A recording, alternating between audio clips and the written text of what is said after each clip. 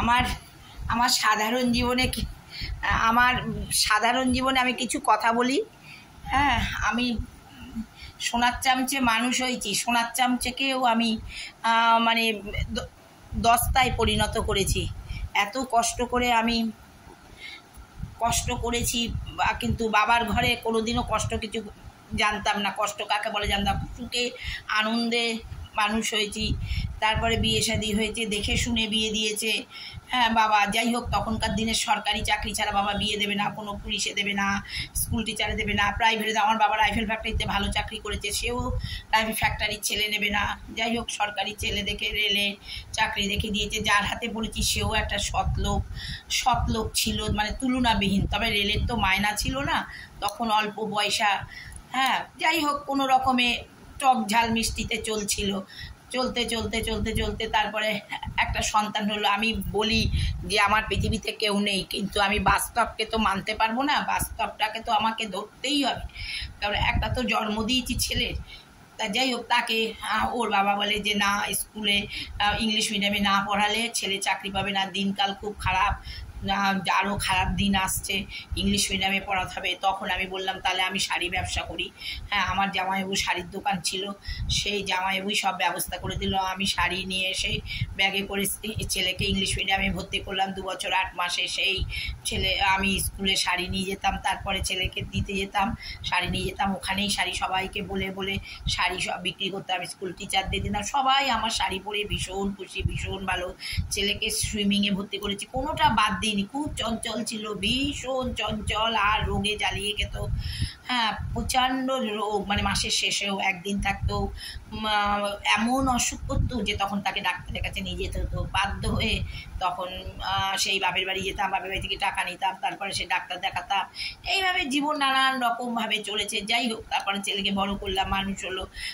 ছেলেও খুব দুষ্টু ছিল, চঞ্চল ছিল। হ্যাঁ, আর সে তো অফিসে থাকতো। আমি নিজে পড়াশোনা জানি না দেখে আমারও মধ্যে একটা জেদ ছিল যে আমি ছেলেকে মানুষ করব, ছেলেকে মানুষের মতন মানুষ করব। কারণ ছেলে যদি কিছু হয় সবাই বলবে মামারা পড়াশোনা জানে না, ওই জন্য মামাদের মতন হয়েছে। আমি সেটা হতে দেব না। সেই ছেলেকে নিয়ে যুদ্ধ, একের পর এক যুদ্ধ। তারপর ছেলেও চঞ্চল। যাই হোক, অনেক কষ্টে অনেক কিছু, ভালো ভালো জায়গায় ডাক্তারিতে পড়ালাম। চন্দননগরে পড়লো, দমদমে গিয়ে পড়লো কেমিস্ট্রি, ফিজিক্স পড়লো মানিক স্যার বলে, চন্দননগরে একজন। প্রচুর পয়সা খরচা করলাম, ডাক্তার হয়নি। এখন ভাবি ডাক্তার হয়নি খুব ভালো, কারণ আমার ছেলেও খুব সৎ ছেলে ছিল। যে বাবা যেরকম সৎ, বাবা অন্যায় করেনি বলে ও অন্যায় করবে না, সেই ছেলে ডাক্তারি পেল না। আমি খুব শরীর খারাপ হয়ে গেল আমার, আমি একেবারে প্রচণ্ড ভেঙে পড়লাম। আমাকে আমার এক বান্ধবী বলল যে তুমি, আমাকে ডাক্তার দেখালো, ডাক্তার সারাফকে দেখিয়ে ঘুমের ওষুধ দিয়ে ঘুম পাড়িয়ে রাখতো। 3-4 দিন ঘুমিয়ে থাকার পরে আমার কথা, রিক্সার মধ্যে ব্যাগ তুলে দিত, যেতে যেন মনে হতো মেয়ে শ্বশুর বাড়ি যাচ্ছে।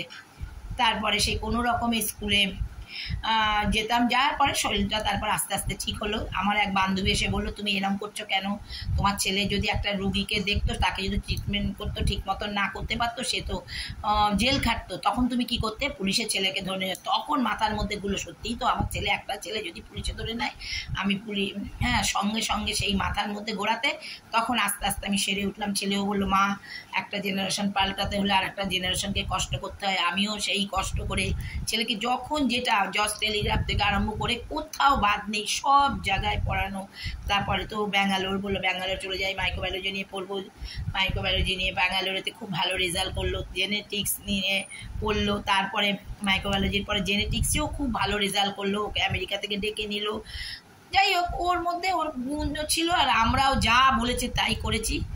যাই হোক, ও দাঁড়িয়েছে একটা জায়গায়, এখন তো ক্যান্সার ভ্যাকসিনের কোম্পানি খুলেছে।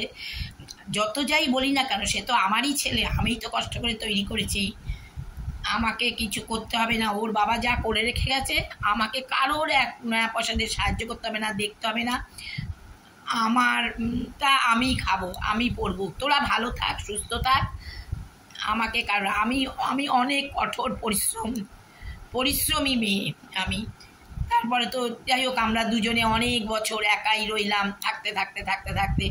আর সে ছিল প্রচণ্ড টেনশান, একটুতেই টেনশান, আমাকে কারোর সঙ্গে কথা বলতে দেবে না, এই করতে। আমাকে বলে তুমি না আর হ্যাঁ বলা শেখো। আমি বলি আমি কি করে না আর হ্যাঁ বলা শিখবো। আমি এতদিন এত কথা বলেছি, কথা বিক্রি করে কাপড় বিক্রি করেছি, হ্যাঁ আমি তো কথা বিক্রি করে টাকা রোজগার করেছি, আমি তো পারবো না না আর হ্যাঁ বলা, সে তুমি কথা বলো না, আমি 50টা কথা বললে একটা কথা, সে তারটা নিয়ে সে থাকতো, সে কত কবিতা লিখতো, বই লিখতো, এটা ওটা, ক্লাবের সঙ্গে যুক্ত, ক্লাবের প্রেসিডেন্ট হলো কালীবাড়ির, এটা ওটা করতো। আমি আমার শাড়ি নিয়ে, আমার বন্ধুদের নিয়ে আমি থাকতাম, দিব্যি দারুণ আনন্দের সময় কেটেছে, ঘুরতে গেছি, বেড়াতে গেছি, বড় অনেক জায়গায় আমায় ঘুরতে নিয়ে গেছে, আমরা দুজনে প্রচুর, ছেলেও বিদেশে নিয়ে গেছে একবার বাবা থাকতে। আবার তারপরে তো সে অসুস্থ হয়ে পড়লো করোনার সময়, 2022-এর 26শে ফেব্রুয়ারি চলে গেল আমাকে রেখে। তাও যাই হোক, তখন ছেলে আমাকে নিয়ে গিয়েছিল তাই আমি বেঁচেছি, নাহলে হয়তো আমিও সুইসাইড করতাম।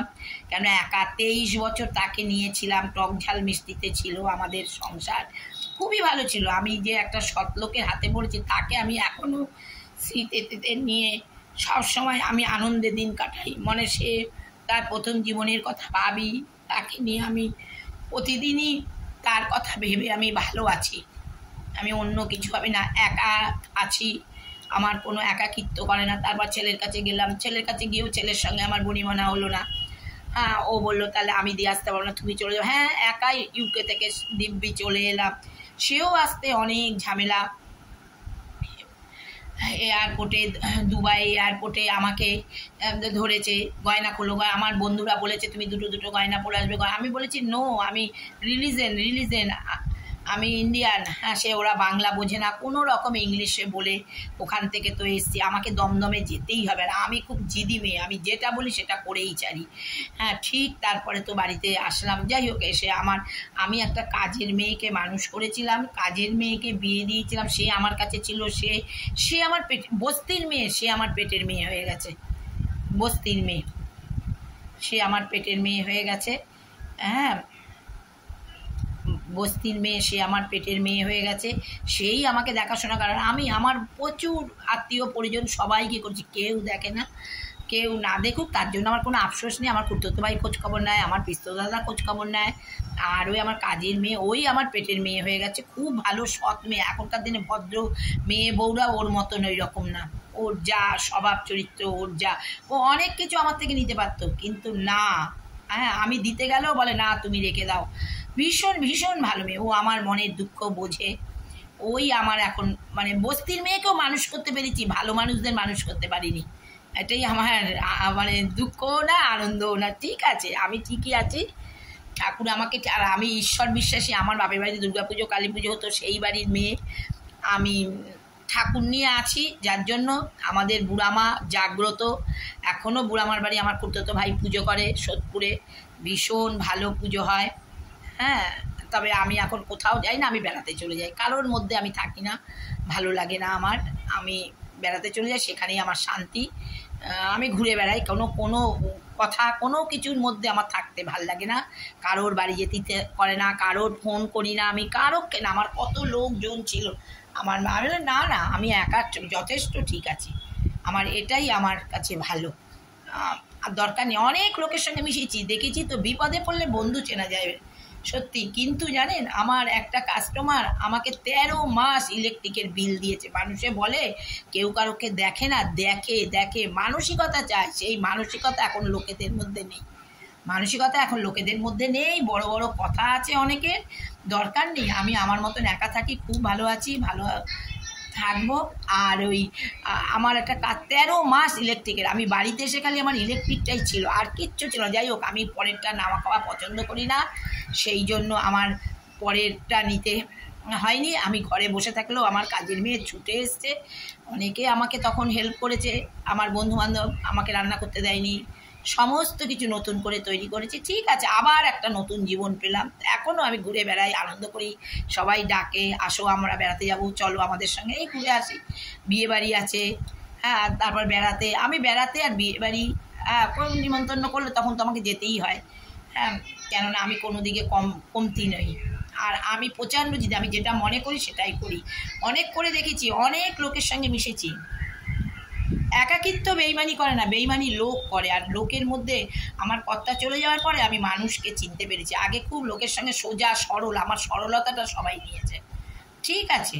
আর এখন তো আমি শাড়ি ব্যবসা নেই, আমার ব্যবসা ট্যাবসা কিচ্ছু নেই, আমি নিজের মতন নিচে আমার বর্জা রেখে গেছে, আমি বিন্দাসে খেয়ে পরে আনন্দ করে চলে যেতে পারবো। হ্যাঁ, তাই আমার সাধারণ জীবনে আমার জীবনের কাহিনী কিছুটা বললাম, আপনারা দেখুন আমি কত কিছু করেছি। হ্যাঁ, ভালো থাকবেন, ভালো রাখবেন, আমাকে আশীর্বাদ করবেন সবসময়, আমি যেন ভালো থাকি।